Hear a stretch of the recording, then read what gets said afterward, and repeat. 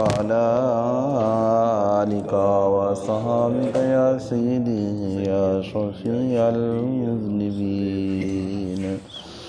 أعوذ بالله من الشيطان الرجيم. بسم الله الرحمن الرحيم.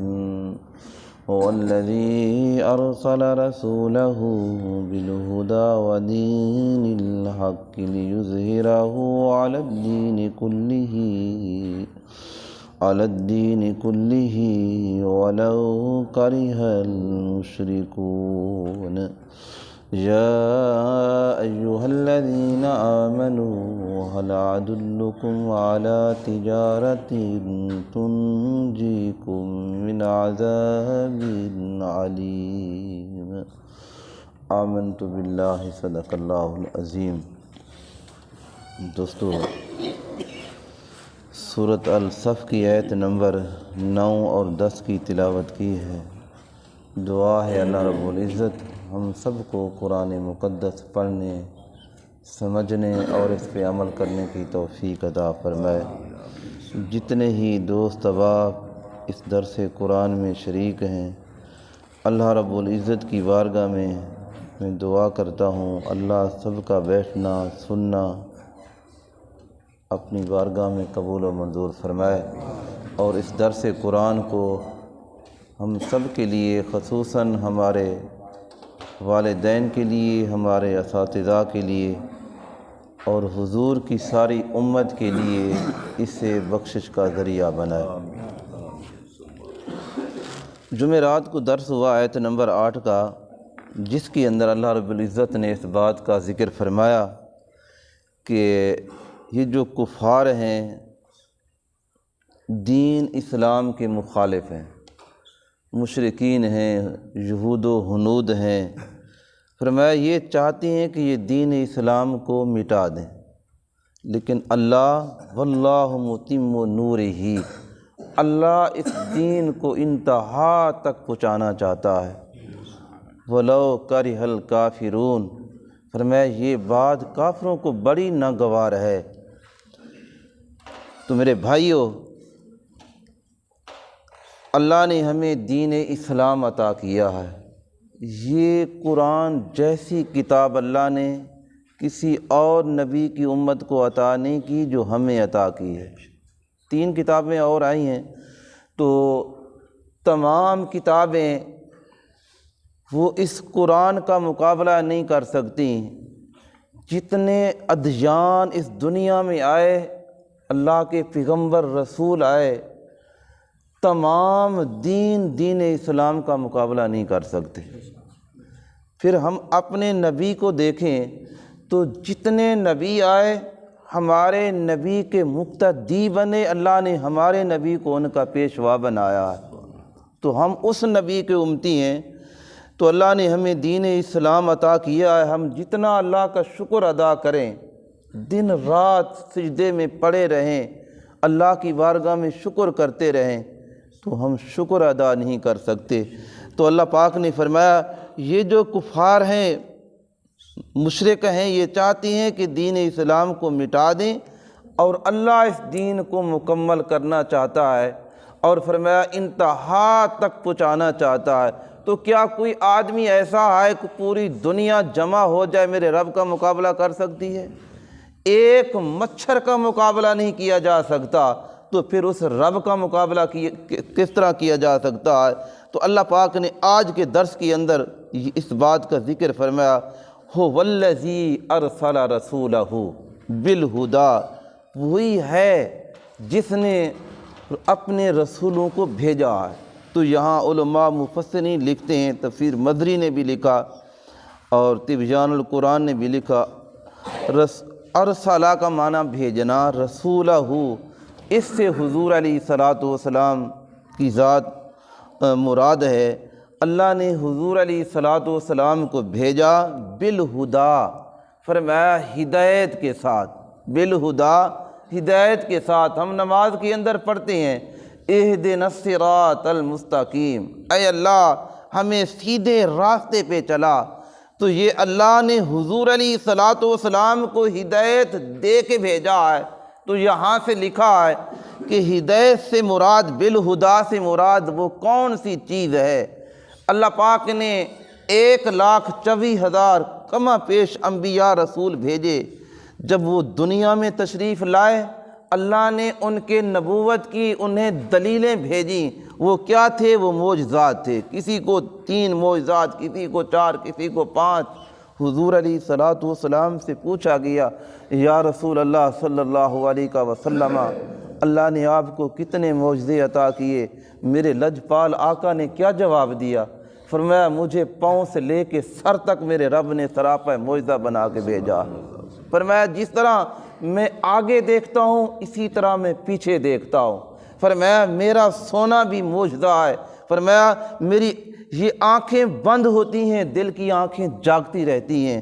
فرمایا، میرا چلنا بھی معجزہ ہے، میرا سونا بھی معجزہ ہے، میرا کھانا بھی معجزہ ہے، میرا مکے کے گلیوں کے اندر پھرنا معجزہ، عرش اعلیٰ پہ جانا بھی معجزہ ہے، اور چاند کی طرف اشارہ کرنا، چاند کو 2 ٹکڑے کرنا بھی معجزہ، اسے جوڑ دینا بھی معجزہ ہے۔ تو حضور علیہ الصلوۃ والسلام کو اللہ پاک نے سراپا معجزہ بنا کے بھیجا۔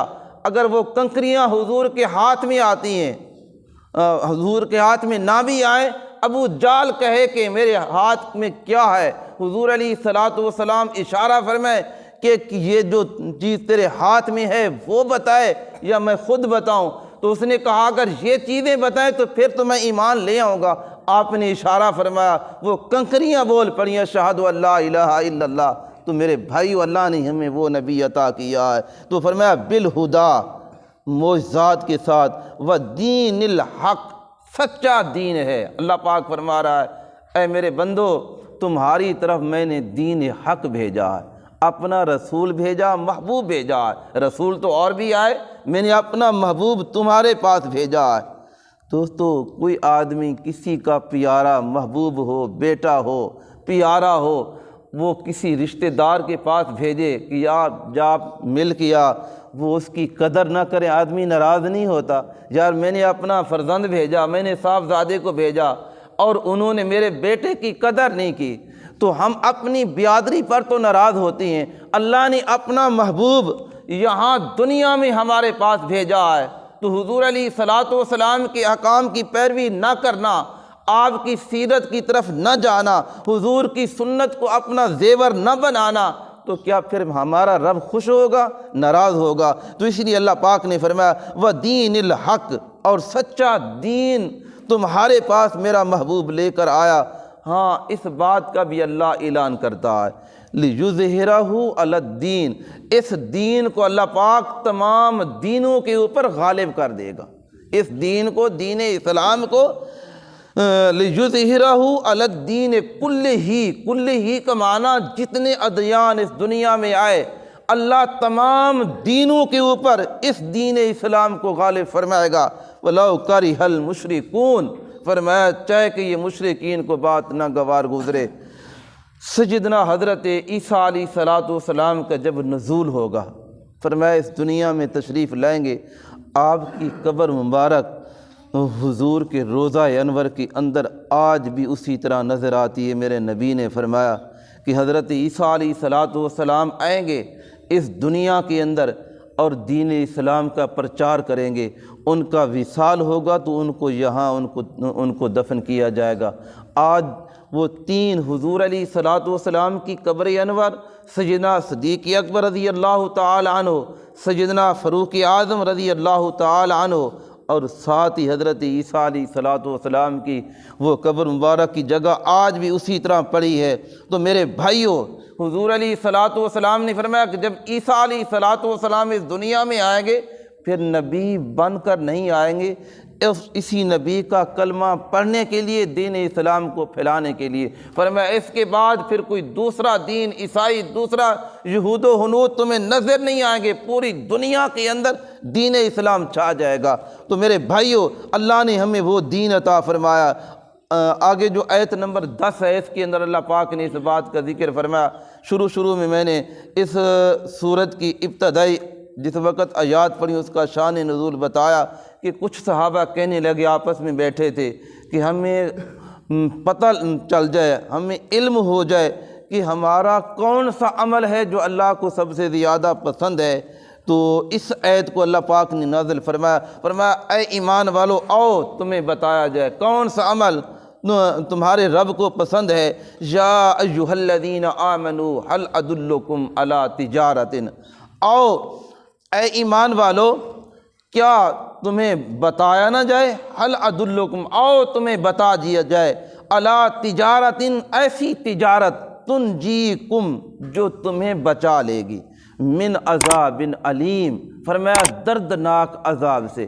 انسان یہاں دنیا کے اندر کاروبار کرتا ہے، کسی کا کاروبار عروج پہ پہنچتا ہے، کسی کو نقصان ہوتا ہے، کسی کا کاروبار بیٹھ جاتا ہے اور اس کا نفع بھی کیا، اس کی جو کل پونجی تھی وہ بھی ختم ہو گئی اور وہ ہاتھ دھو کے گھر آ گیا۔ لیکن میرے بھائیو، جس تجارت کا ذکر میرا رب کر رہا ہے، قرآن ہمیں بتا رہا ہے، اس تجارت کے اندر نہ دنیا میں نقصان ہے نہ آخرت میں نقصان ہے۔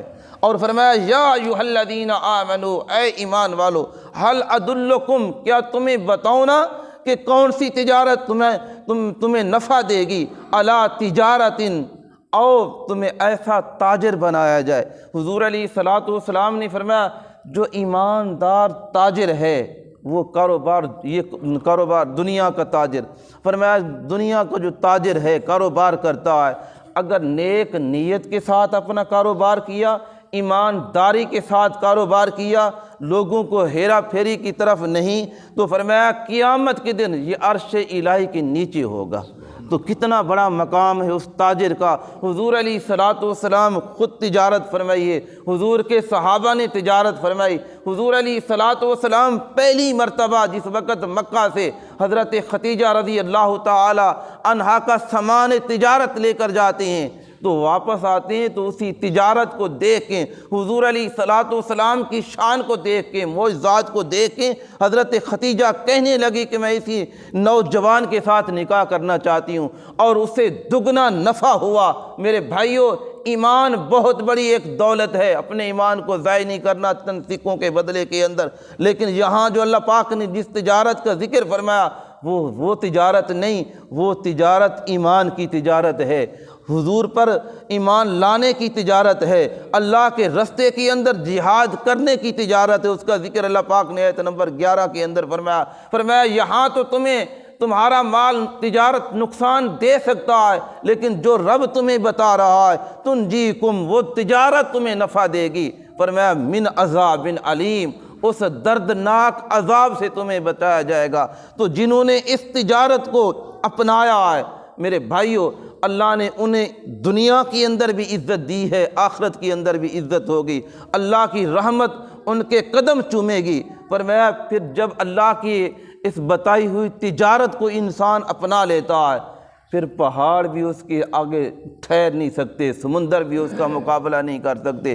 اگر سمندر کے اندر جانا ہو تو یہ سمندر بھی راستے چھوڑ دیتا ہے، اگر پہاڑ کی طرف بھی جانا ہو تو پہاڑ بھی دوستو پناہ دے دیتا ہے۔ تو اس لیے اللہ پاک نے فرمایا الا تجارت تنجیکم من عذاب علیم، اور تمہارا رب تمہیں تجارت کرنے کا طریقہ بتاتا ہے۔ آج ہم یہاں دنیا کے اندر تلاش کرتے ہیں کوئی مہر ایسا آدمی، تجربہ کار آدمی مل جائے اور میں اس کے ساتھ شریک ہو کے تجارت کروں، مجھے نفع ملے، یا اپنے بیٹے کو وہاں اس کے پاس چھوڑوں اور کچھ عرصہ اس کے ساتھ کام کرے، اسے اس کے ہنر پتہ چل جائے۔ لیکن دوستو یہاں کی تجارتیں تو نقصان دے سکتی ہیں، لیکن رب کی بتائی ہوئی تجارت تمہیں نقصان کبھی نہیں آئے گا، اور وہ انسان دنیا کے اندر بھی کامیاب ہے، آخرت کے اندر بھی کامیاب ہے۔ تو دعا ہے اللہ رب العزت ہم سب کو حضور علیہ الصلوۃ والسلام کے بتائے ہوئے احکام کے مطابق عمل کی توفیق عطا فرمائے۔ جس تجارت کا اللہ نے ذکر فرمایا اس کی تفسیر انشاءاللہ کل آ رہی ہے، اس کو بیان کریں گے اگر اللہ نے زندگی کی وفا کی۔ دعا ہے اللہ پاک ہم سب کو حضور علیہ الصلوۃ والسلام کے بتائے ہوئے احکام کے مطابق ایک ایک لمحہ حضور کی سنت کے مطابق عمل کرنے کی توفیق عطا فرمائے۔ آمین وآخر دعوانا ان الحمدللہ رب العالمین۔ مزید اسلامک ویڈیوز، اصلاحی بیانات اور ڈیلی درس قرآن اور درس حدیث سننے کے لیے ہمارے یوٹیوب چینل حافظ آن لائن کو سبسکرائب کریں اور ساتھ لگے بیل آئیکن کو لازمی دبائیں تاکہ ہماری ہر آنے والی نئی ویڈیو آپ تک پہنچ سکے۔